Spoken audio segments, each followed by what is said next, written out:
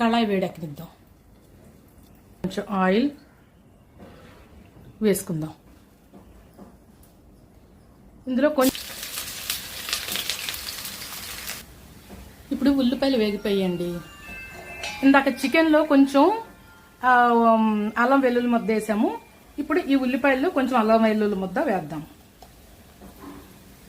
కొంచెం వేసి కలుపుదాం.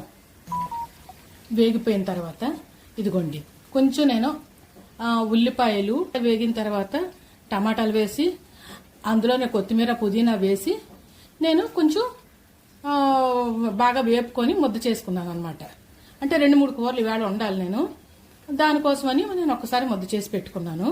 ఈసారి ఎలా చేసుకున్నానో ముద్ద అన్నది కూడా నేను చూపిస్తాను. నేను ప్రస్తుతానికి ఈ ముద్ద కొంచెం వేద్దాము.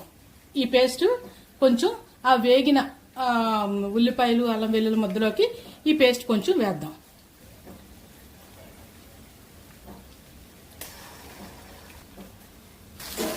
ఇలా వేగిపోయిన తర్వాత ఇలా వేగిన మసాలాలోకి ఇప్పుడు మనం ఉప్పు కారం అల్లం వెల్లుల్లి ముద్ద కలిపి పెట్టుకున్న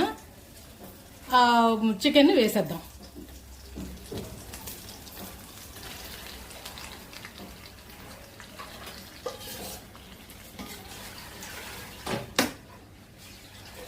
ఇప్పుడు చికెన్ ఇలా రంగు మారిన తర్వాత ఇందులో కొంచెం వాటర్ పోసుకోవాలి. చాలు, ఉడికిపోతుంది.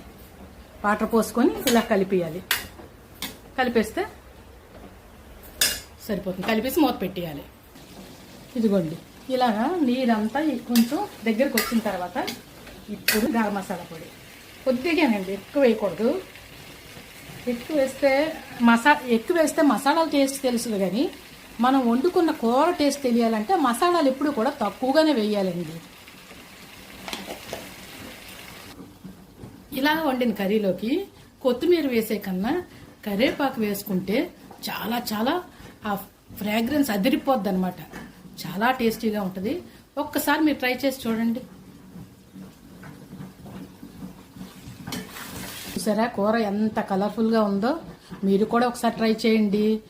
మీకు ట్రై చేసి మీకు కూర నచ్చితే లైక్ చేయండి, షేర్ చేయండి, సబ్స్క్రైబ్ చేయండి, కామెంట్ కూడా చేయండి. మీ పిల్లలు ఎక్కడైనా ఉంటే వాళ్ళు సింపుల్గా వండుకోవాలంటే ఈ రెసిపీని వాళ్ళకి షేర్ చేయండి. ఉంటా ఫ్రెండ్స్, బాయ్.